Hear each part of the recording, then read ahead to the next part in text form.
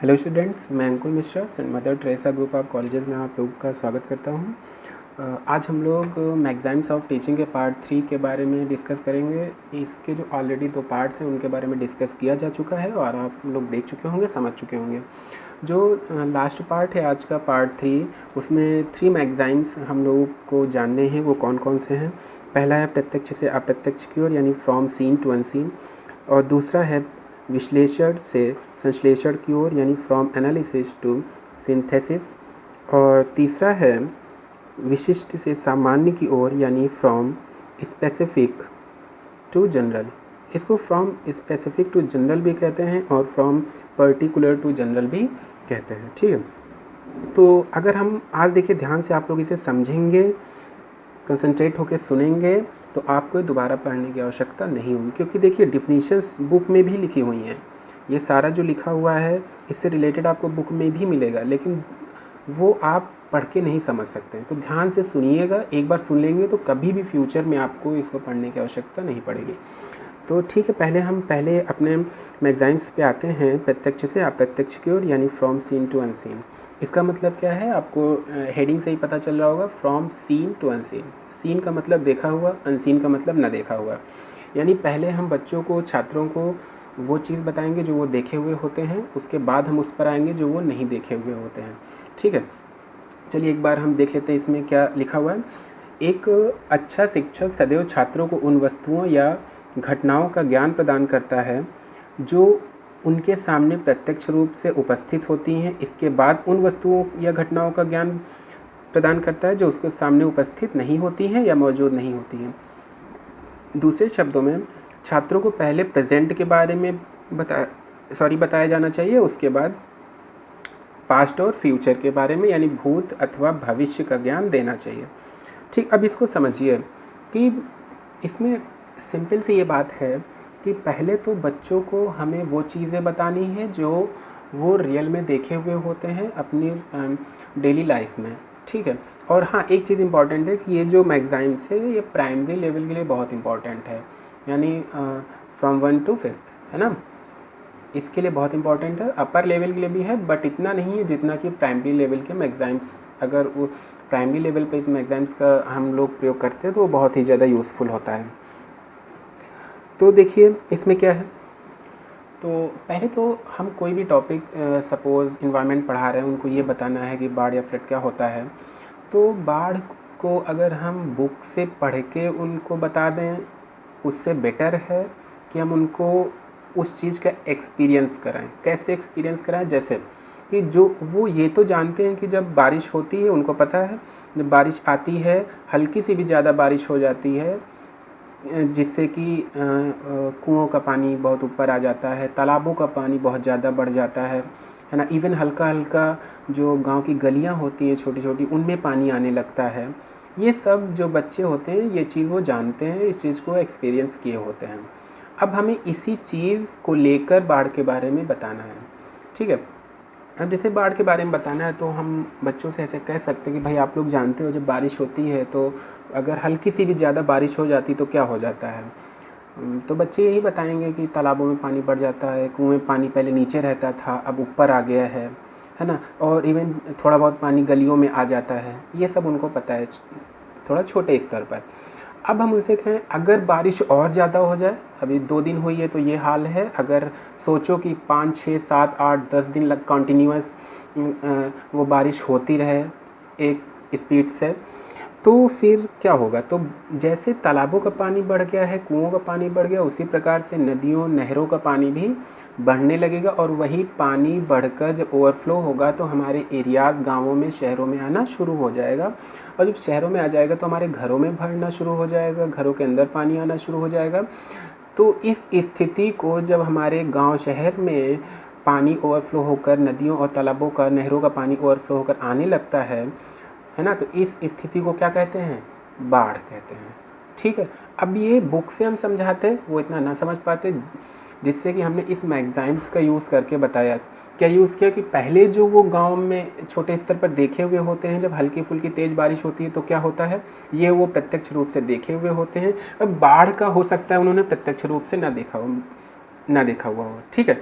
तो अगर उन्होंने बाढ़ को प्रत्यक्षता नहीं देखा हुआ होता है तो दोनों को हम कोरिलेट करके इस चीज़ को बताएंगे। क्लियर है? आई थिंक आप लोगों को बेहतर तरीके से समझ में आ गया होगा। अब दूसरा हमारा मैग्जाइम्स है विश्लेषण से संश्लेषण की ओर, यानी फ्रॉम एनालिसिस टू सिंथेसिस। अब देखिए, पहले तो ये जान लें विश्लेषण का मतलब क्या होता है और फिर संश्लेषण का मतलब क्या होता है ना। ये देखिए, पहले विश्लेषण के बारे में समझेंगे, उसके बाद हम लोग संश्लेषण के बारे में समझेंगे। जब ये दोनों समझ लेंगे तब हम जान पाएंगे कि एग्जैक्टली ये एनालिसिस टू सिंथेसिस होता क्या है। अब देखिए, विश्लेषण का मतलब क्या है, किसी भी विषय को छोटे छोटे भागों में अलग करके उसकी सूक्ष्मता से जांच करना तथा मूल तत्वों की खोजने की क्रिया को विश्लेषण कहते हैं। अब आप इस पे मत जाइए जो लिखा हुआ, अब ये समझिए कि विश्लेषण किसे कहते हैं। थोड़ा एक इजी लैंग्वेज में समझिए कि कोई भी कॉन्सेप्ट हो, कोई भी रूल हो, जब हम उस कॉन्सेप्ट रूल को एक एक step wise point wise analysis करते हैं, एनालिसिस करने के बाद जो उसका मूल तत्व निकलता है, मेन कॉन्सेप्ट निकलता है, उसी को हम एनालिसिस कहते हैं, ठीक है। एनालिसिस मतलब क्या है कि कोई भी आपके सामने चीज़ रख दी गई है, उसको छानबीन करना ही, एकदम बारीकी से छानबीन करना क्या कहलाता है? विश्लेषण कहलाता है, एनालिसिस कहलाता है ना। तो इसी प्रकार से जब कोई फार्मूला हमारे सामने आ जाए, उसको भी बारीकी से छानबीन कर ली जाए, जिससे कि हमें वो फार्मूला रटना ना पड़े। भाई आपके पास दो ऑप्शन है, या तो फार्मूला, मैथ का फार्मूला रट लीजिए, या तो उसकी एनालिसिस करिए जिससे कि वो आपके माइंड में स्टेबल हो जाए, कभी जाए ही ना वो फार्मूला। दूसरा ऑप्शन ये है। तो कौन सा बेहतर है भाई? रटने की बजाय क्यों ना हम ये करें कि उस फार्मूला को अपने माइंड में हमेशा के लिए स्टेबल कर लें। उसके लिए ज़रूरी है उस फार्मूला का एनालिसिस। क्लियर है? दूसरा आ जाता है संश्लेषण यानी सिंथेसिस। इसका मतलब होता है जो हमने एनालिसिस किया है उसको फिर कंबाइन कर दिया जाए। भाई एनालिसिस करेंगे तो उसके हर बिंदुओं पे, हर पॉइंट्स पे हम एनालिसिस करेंगे। उन्हीं एनालिसिस को जब हम कंबाइंड रूप से जोड़ देंगे तो वो क्या बन जाता है? संश्लेषण यानी सिंथेसिस। अब समझिए इसको एग्जाम्पल से कि देखिए, ये हमारा ये चीज़, इस चीज़ को देखिए, ठीक है। फोर्थ या फिफ्थ लेवल से फार्मूला आ जाता है, फिफ्थ लेवल से। तो a प्लस बी का whole square is equal to a square plus B square plus 2ab, ठीक है, सिंपल सा। अब कुछ बच्चे इसको रट लेते हैं, यानी उसको डायरेक्टली सिंथेसिस कर लेते हैं, ठीक है। सिंथेसिस किस पे जोड़ देता है? देख लीजिए, इसमें लिखा भी हुआ है, ये देखिए, जो सिंथेसिस होता है वो रटने की प्रवृत्ति पर जोर देता है, और जो विश्लेषण एनालिसिस होता है वो किस पे जोर देता है? वो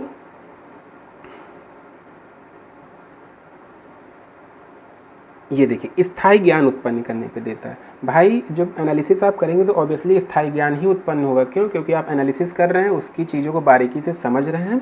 तो जब चीज़ें समझ रहे हैं तो वो आपका स्थायी होगा। क्लियर है? अब देखिए, इसको एग्जाम्पल पे आते हैं। जैसे a प्लस बी का होल स्क्वायर लिखा हुआ है, इसके दो ऑप्शन हैं। ये अगर हम इसको नहीं याद करना चाहते हैं तो इसको पूरा, चूँकि ईजी है, ठीक है, आपको याद हो जाएगा, लेकिन कोई इसके अलावा कोई टफ हो तो क्या होता? तो हम क्यों ना इसको समझ लें कि ये फार्मूला आया कैसे है ना। तो इसको a प्लस बी का होल स्क्वायर को हमने क्या किया, जैसे 2 का स्क्वायर है 4 होता है, तो इसको हम क्या लिख सकते हैं? 2 इंटू 2। उसी प्रकार से हमने a plus B into a plus B लिख दिया। फिर हमने a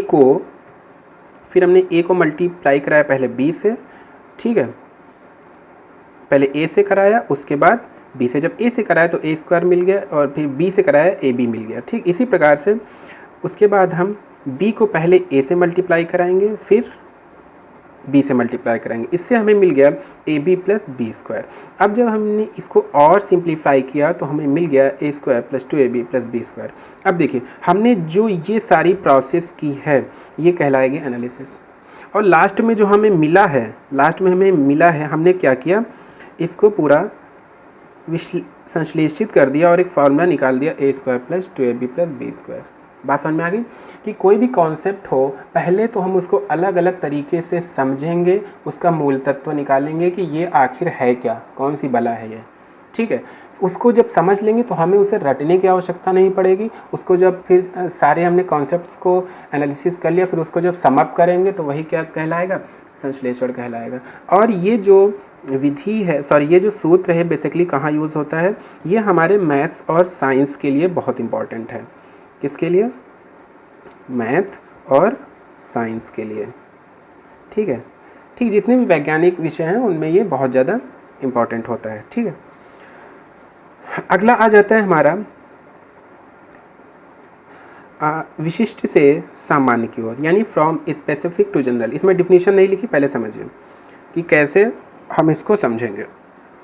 इसमें ये है, अगर हमने इसमें ये होता है, पहले एग्जाम्पल्स दे दिए जाते हैं, एग्जाम्पल्स दे के फिर उनको सम अप करके हम एक नियम पर, एक कॉन्सेप्ट पर पहुंचते हैं, एक रूल पर पहुंचते हैं, एक डिफिनीशन पर पहुंचते हैं। ठीक, अगर सपोज़ हम ये करें, बच्चों से पूछें, जो बच्चों को नहीं पता है, सर जो पता है कि अच्छा आप लोग क्लास में हैं, आप क्लास में कोई 2 चीज़ें बताइए, 2 थिंग्स बताइए जो यहाँ उपस्थित हों। तो फ़ैन होता है क्लास में, वो फ़ैन बताएगा। दूसरा टेबल रखी होगी टीचर के सामने, वो टेबल बताएगा। ठीक है, यानी वो फ़ैन और टेबल बताएगा। ठीक, हमने 2 थिंग्स कहा, उसने बता दिया। अब हमने कहा ठीक है 2 पर्सन्स बताइए, तो उसने 2 पर्सन्स, उसके अगल बगल जो फ्रेंड्स बैठे होंगे कहेंगे ये राम बैठे हैं, ये श्याम बैठे हैं। ठीक है, 2 पर्सन्स बता दिए। हमने कहा ठीक है बेटा आप ये बताइए 2 प्लेसेस के नाम पता है आपको? तो बताएगा हाँ बिल्कुल पता है, लखनऊ में रहते हैं तो लखनऊ, और दूसरा आगरा। ठीक है, अब हमने क्या कहा, जो आपने बताया है ये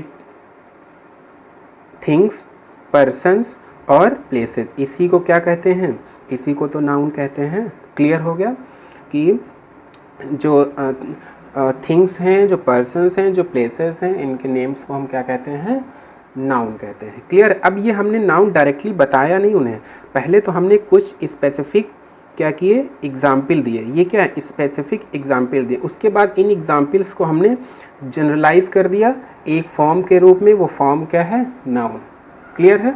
समझ में आ गया होगा कि पहले क्या होता है, हम स्पेसिफिक या पर्टिकुलर एग्जाम्पल्स देते हैं, डायरेक्ट हम डिफिनीशन नहीं बताएंगे, फिर उन स्पेसिफिक एग्जाम्पल्स के जरिए हम डिफिनीशन, कॉन्सेप्ट या किसी तथ्य पर, फैक्ट पर पहुंचते हैं। इसे ही कहते हैं विशिष्ट से सामान्य की ओर। आई होप आप लोगों को ये चीज़ पसंद आ गई होगी, आप लोग समझ में आ गया होगा।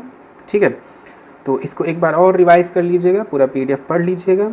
ठीक है, हम स्क्रॉल करे दे रहे हैं। पहले ये प्रत्यक्ष से अप्रत्यक्ष की ओर है, उसके बाद विश्लेषण से संश्लेषण की ओर है, और उसके बाद है विशिष्ट से सामान्य की ओर। ठीक है, अब आप लोगों को अगर ये वीडियो पसंद आया तो प्लीज़ लाइक करिए, और आगे आपको वीडियोस मिलते रहें इसके लिए चैनल को सब्सक्राइब करिए। Okay, thank you.